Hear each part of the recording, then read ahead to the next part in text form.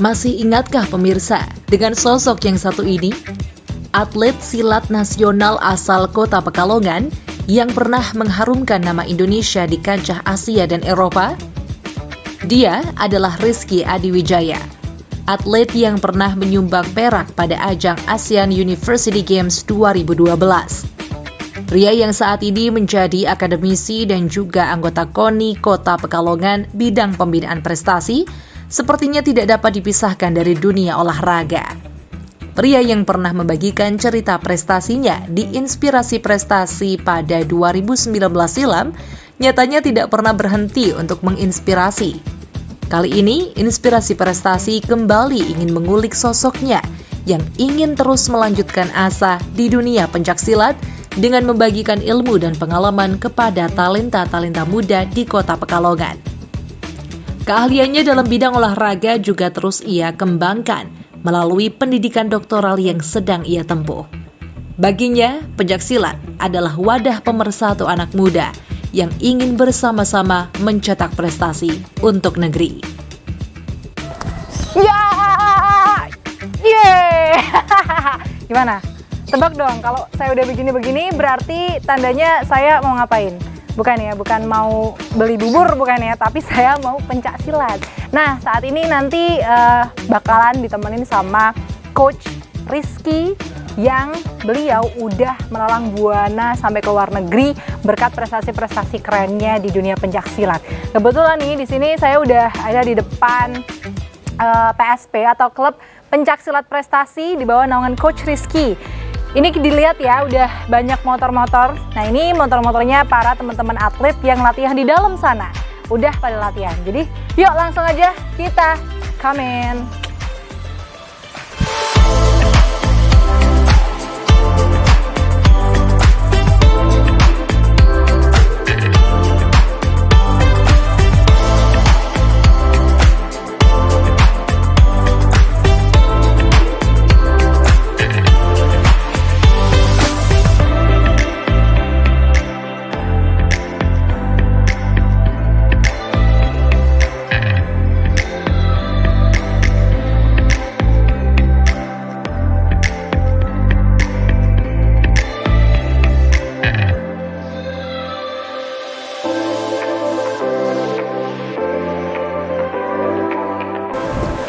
Selamat pagi Mas Rizky, Assalamualaikum. Alhamdulillah bisa ketemu nih di tengah-tengah kesibukannya ya. Ya.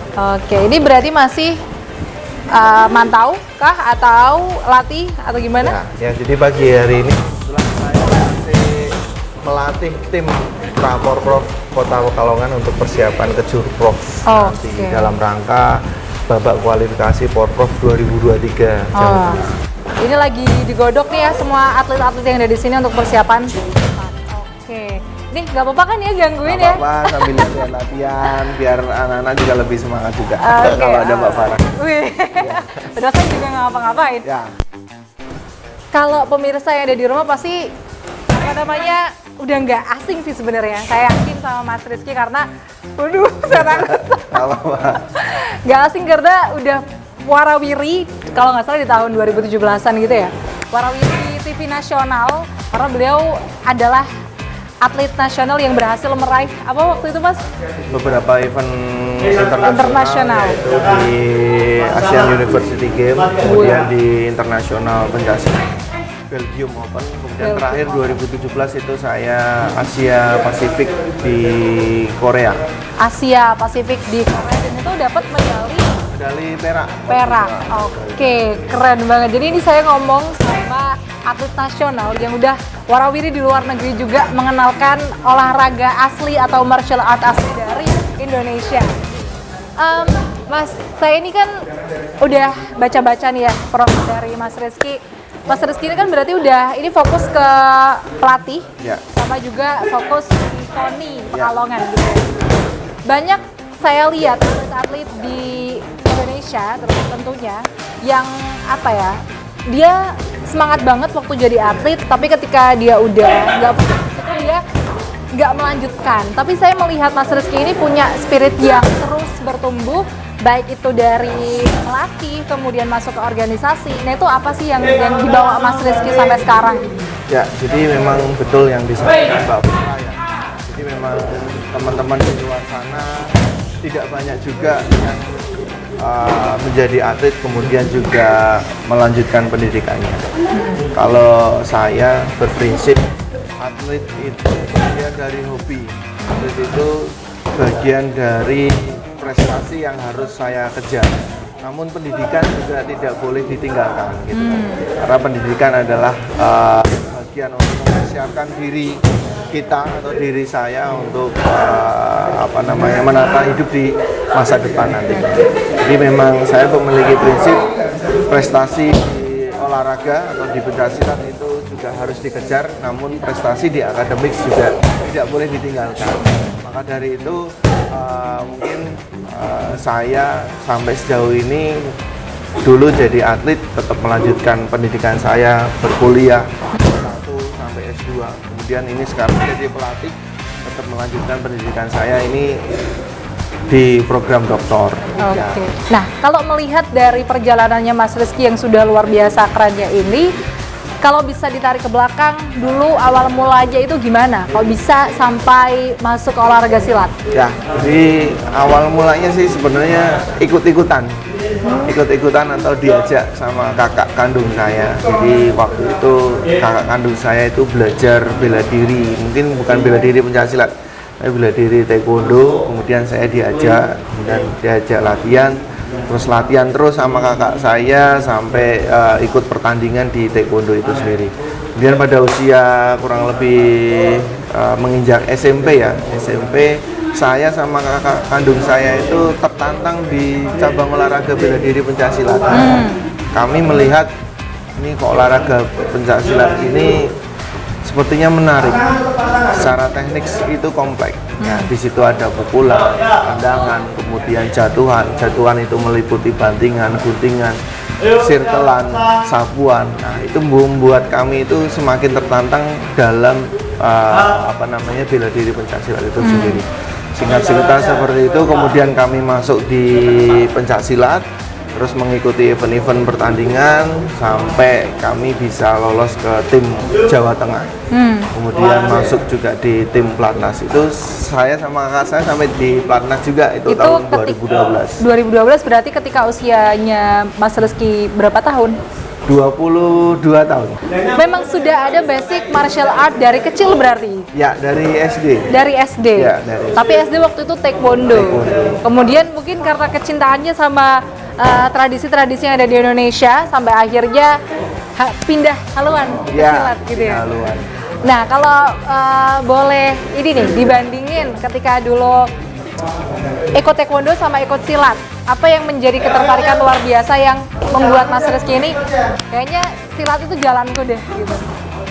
Jadi kalau dulu di taekwondo mungkin lebih modern ya, lebih modern, tapi sebenarnya di pencaksilat tidak kalah modernnya sendiri gitu kan. Artinya di pencaksilat sebagai budaya bangsa kita yang mana yang menjadi kewajiban kita sebagai generasi bangsa untuk juga melestarikan pencaksilat itu sendiri.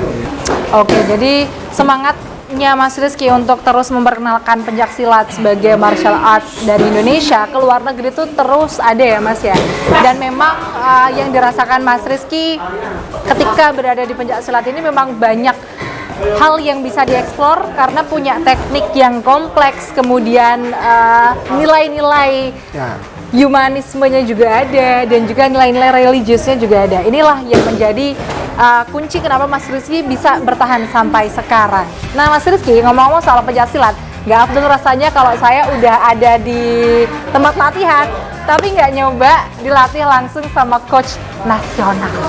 Boleh nggak nih? Boleh, nanti kita ajarin nanti bagaimana belajar pencaksilat. Oke, sebenarnya sih deg-degan ya. Dari tadi kayak dubrak kayak ya Allah, kayak aduh saya sendiri jujur nggak ada pengalaman di martial art sama sekali. Cuman dulu SMP belajar ketika itu karena ada materinya di Penjas. Ya.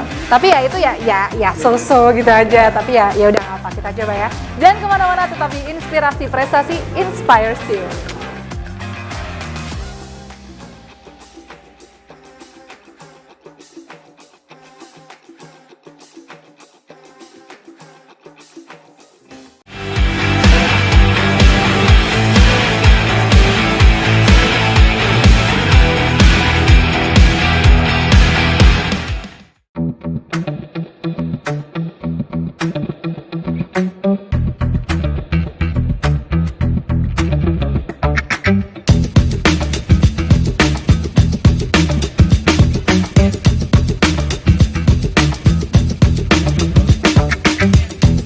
Oke, kembali lagi bersama saya Farah Farhat dan Mas Rizky di Inspirasi Prestasi Inspires You. Pasti bertanya-tanya ya, kenapa saya udah keluncur begini? Karena tadi saya udah diajarin sama Mas Rizky beberapa teknik dasar ya, yang ternyata emang susah sekali, mantap. Saat ini di belakang saya supporter saya semua ini ya, Om Bagina. Mantap, mantap. Ya, jadi saya sudah berhasil menghipnotis mereka semua untuk jadi supporter saya. Karena di sini saya mau mempraktekkan tadi yang udah diajarin sama Mas Rizky beberapa teknik dasar dan mau tanding juga katanya. Tapi nggak tahu sih, ini saya masih tekanan batin ya. But it's okay, let's try Mas. Kita harus ngapain dulu nih? Oke, jadi dalam olahraga bela diri pencaksilat itu ada beberapa teknik dasar yang harus dilatih terlebih dahulu ya. Teknik dasar ini ada pukulan, kemudian tangkisan, kemudian tendangan, kemudian nanti jatuhan. Nah, pukulan itu nanti ada macam-macam, ada pukulan lurus, pukulan bandulan, pukulan melingkar, dan lain sebagainya. Kemudian tendangan ada tendangan sabit, tendangan depan, kemudian tendangan T, tendangan belakang. Terus untuk tangkisan ada tangkisan bawah, atas, ada tangkisan samping, dan lain-lain ya, ada banyak. Kemudian jatuhan juga ada bantingan, terus guntingan, sapuan, sirkelan. Nah, nanti mungkin Mbak Farah yang tadi sempat sudah nyoba akan mencoba kembali ya beberapa teknik dasar yang ada di pencaksilat agar semakin mahir ya, di olahraga pencaksilat ini. Ya, jadi saya akan menguji apakah saya punya potensi menjadi atlet nasional seperti Mas Rizky. Langsung saja kita buktikan. Ya, mungkin Coach Rofi bisa bantu Oke, saya Coach Rofi. ini namanya target. Oke, Ini target. di dalam pencaksilat namanya patching. Jadi ini untuk latihan sasaran di dalam pencaksilat. Oke. Nanti Mbak Farah mungkin dari sikap pasang dulu. Nah, ini sikap pasang di sini ini menandakan untuk kesiapan pesilat dalam menghadapi lawannya. Ya. Jadi nanti pukulan dulu, pukulan teknik dasar pukulan. Nah, menggunakan desis ya, pakai desis ini seperti ini. Gitu. Ya, gitu. Jadi nanti pukulannya yang kenceng Mbak Farah ya. Oke. Lagi. Ini teknik lanjutannya. Oke. Dicoba dulu. Ayo. Mana dong semangatnya? Gini dulu ya. Semangat ini. Astaga, malu banget. Oke, 1, 2, 3. Gitu. Ya, gitu. Terus 2 ya. Gitu. Ya, 2 itu. Terus. Mantap, tepuk tangan dulu dong. Nah, kalau gini kan saya jadi semangat ya, jadi lebih semangat gitu. Pukulan ini untuk teknik untuk memukul lawan ya, sasarannya perut, dada. Perut dan dada. Apabila di pertandingan, namun dalam keadaan pembelaan diri di lapangan itu bisa memukul dengan arah kepala. Oh, ya, gitu. Kepala, terus kalau di dalam aturan pertandingan tidak boleh memukul kepala. Hanya sebatas body, dada atau perutnya. Oke. Kemudian tendangan ya, tendangan ini tendangan sabit. Nah, ini Mbak Farah juga harus melaksanakan tendangan sabit. Nah, dari sikap pasang dulu ya, nanti melakukan tendangan sabit. Oke. Ya, tendangannya melingkar seperti bulan sabit. Nah, jangan lupa dengan desis. Ya, yuk. Semangatnya mana dong? Ini jadi penonton bayaran Batik TV nih ya jadinya ya. Ya. Ini teman-teman, Mbak Farah ini jago loh tendangannya. Aduh, baru dilatih hanya tadi berapa menit tadi udah bisa tendangan. Mantap. Aduh. Ya, itu ya. Terus ada tendangan depan ya, tendangan depan, tendangan samping atau tendangan T ya. Nanti bisa tendangan depan ini tendangan yang mengarahnya ke depan. Nah, sasarannya ke depan. Sasarannya juga sama ke perut dan dada. Ini contohnya seperti ini, Mbak. Nah, nanti Mbak Farah kalau bisa Coach Rofi sampai mental. Aduh. Ya. Dipental-pentalin bisa ya, Coach ya? Siap. Yo, coba. Ayo dikasih semangat lagi. Oke, gini terus.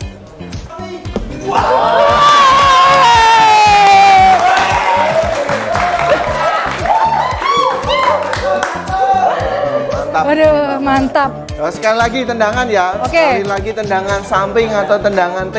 Tendangan samping atau tendangan T ini diawali dengan sikap pasang dulu, kemudian kaki belakang silang ke belakang, kemudian kakinya depan mengangkat, kemudian ditendangkan. Oh, jadi dari posisi gini, Ya. terus habis itu Silang gini, belakang. gitu ya? Ya. Oke. Yuk, kita coba. Ayo Mbak Farah, semangat. Gini, set, set. Ya. Aduh, tetap aja saya mental ya. Udah kan, nggak apa-apa. Nggak usah dimental-mentalin, nggak apa-apa. Saya sadar kok ya, saya nggak sekuat itu sebenarnya. Oke.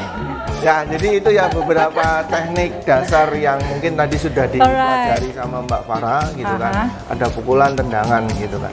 Terus masih banyak beberapa teknik dasar yang mungkin bisa dilatih di dalam pencaksilat. Dan kalau saya diajarin semua, nanti saya nyaingin Mas Rizky. Gitu ya? Iya, nanti saya kalah Jangan sama ya, Mbak Farah. jangan.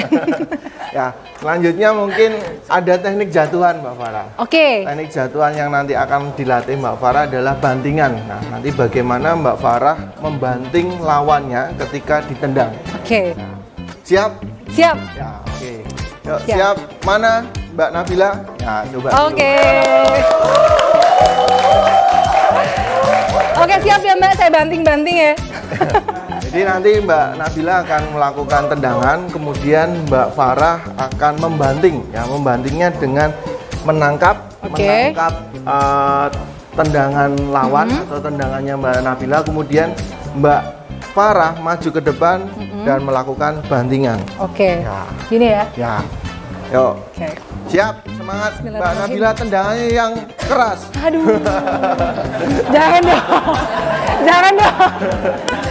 Ini besok masih ada jadwal syuting Oh, kebetulan iya. ya, jadi Ya. Oke. Ya, sikap pasang dulu. Oke. Set, oke, and then Ya.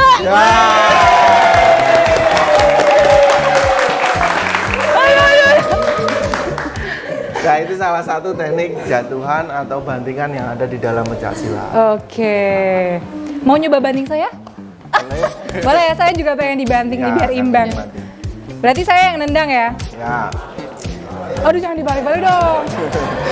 Sukanya gitu nih. Hah? Oke, oke. Yuk. 2, 3.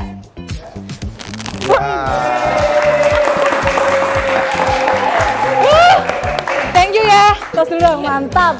Itu tadi Ya. perjalanan saya, apa namanya, bagaimana saya belajar sama Coach Rizky beberapa teknik dasar dan juga sampai bantingan tadi Ya. ya. Oke, nah setelah Setelah belajar teknik dasar, Coach Rizky mau nantangin Mbak Farah. Gimana kalau Mbak Farah nanti tanding dengan atletnya Coach Rizky? baiklah. Oke, berarti nanti ada sesi tanding, tapi Ya. biar mempersiapkan mental terlebih dahulu, ini saya mau ngajak ngobrol Coach Rizky bentar aja. Nanti habis itu kita tanding. Bukan kita sih, bukan kita. Oh, bukan. Tapi saya sama yang lain maksudnya. siap. Saya sama Coach Rizky bisa ambulan datang ke sini ya. Jadi aduh, nggak mau deh. Oke, jangan kemana-mana, tetap di Inspirasi Prestasi Inspires You.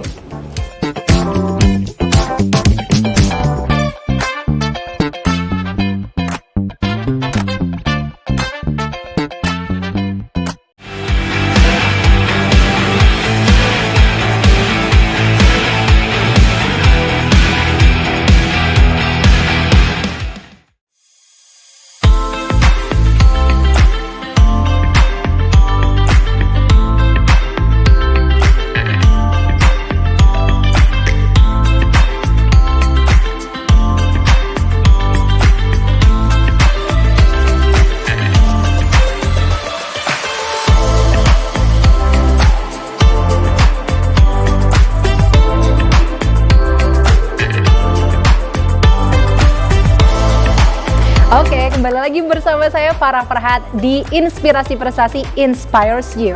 Oke Coach, tadi kita udah latihan dan sekarang saya pengen tanya-tanya lagi nih sama Coach. Kan ini Coach berarti punya klub ya, dan ini adalah atlet-atletnya gitu, yang luar biasa berprestasinya juga. Tepuk tangan dong. Tadi Coach bilang ini lagi persiapan untuk Porprov. Untuk nanti masuk ke Porprov 2023. Nah, sejauh ini persiapan teman-teman itu seperti apa? Ya, jadi Praporprov Pencaksilat Kota Pekalongan itu sendiri sudah melakukan persiapan kurang lebih 2 bulan. Kurang lebih 2 bulan. Dalam menuju Praporprov itu sendiri. Nah, sejauh ini persiapannya ada 4 aspek yang kami tingkatkan, yaitu mental, fisik, teknik, dan strategi. Dan keempat aspek ini untuk mempersiapkan di Praporprov nantinya. Oke, tadi Coach menyebutkan ada 4 aspek, salah satunya mental. Nah, kalau dari klub ini sendiri untuk selalu menjaga mental para pemain ini tetap kuat itu gimana? Dalam klub ini sendiri dan tim Praporprov untuk melatih mental yang pertama dari hal-hal kedisiplinan mereka, kedisiplinan berlatih, dari latihan-latihan mereka, disiplin datang tepat waktu. Itu bentuk dari latihan mental secara dasar. Kemudian latihan mental di dalam secara teknik itu kami berikan latihan imagery. Imagery itu pembayangan atau visualisasi training. Jadi mereka kami berikan program latihan untuk membayangkan pertandingan-pertandingan yang akan dilakukan. Sehingga secara gambaran di dalam diri mereka masing-masing, mereka sudah siap ketika nanti bertanding di Praporprov. Oke, kalau dengar sekilas tadi latihan mentalnya kayaknya memang menuntut keras kedisiplinan ya. Saya kepo nih. Di mata atlet-atlet ini, Coach Rizky itu sekeras apa sih dalam hal kedisiplinan? Oke, kita panggilkan atlet kita. Siapa? Lupa. Abi.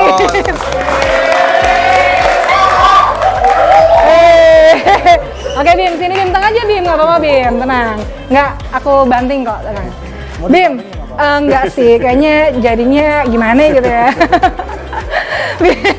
Bim, kan tadi Coach Rizky udah bilang nih kalau mental itu di sini utama tuh kedisiplinan. Nah, menurut kamu udah disiplin belum nih? Berusaha untuk lebih disiplin. Oh, berusaha berarti belum ya? Jangan takut, santai-santai. Oke, bercanda Bim. Nah, yang serius gini Bim pertanyaannya. Kalau pas dilatih Coach Rizky tentang kedisiplinan, biasanya tuh Coach Rizky ngapain aja tuh? Selain kedisiplinan itu ada disiplin waktu juga, mungkin kita kan para atlet bertanding sesuai kelasnya masing-masing ya. Jadi tidak hanya disiplin waktu ketika latihan, jadi disiplin berat badan juga. Oke, tepuk tangan buat Abim. Silakan Abim, selamat melanjutkan latihan, mantap. Oke, itu tadi bincang-bincang saya sama Coach Rizky dan juga sama Abim, testimoni lah ya dilatih sama Coach Rizky itu seperti apa. Dan setelah ini nanti saya mau melanjutkan utang saya sama Coach Rizky karena saya disuruh tanding nih, aduh berani nggak ya nih? Ya udah, oke, jangan kemana-mana, tetap di Inspirasi Prestasi, inspires you. Oke, come on, let's go, Coach.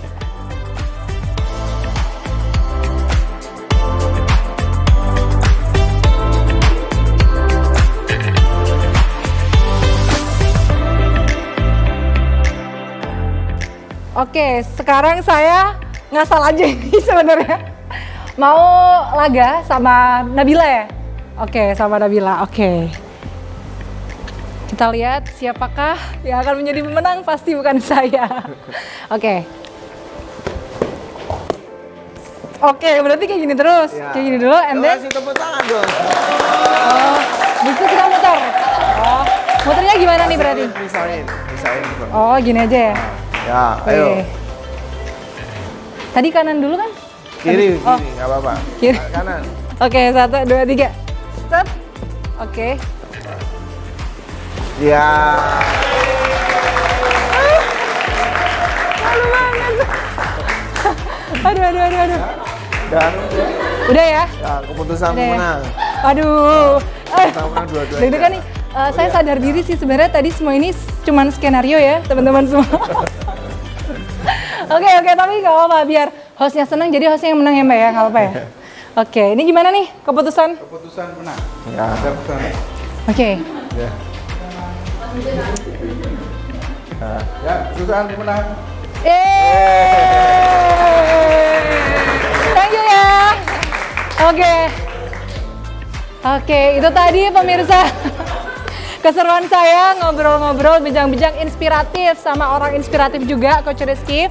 Semoga semua yang udah dilakukan Coach Rizky di dunia silat, kemudian juga ini masih berjuang di akademik juga, semoga bisa sejalan dan terus bersinergi, terus menularkan ilmunya ke teman-teman.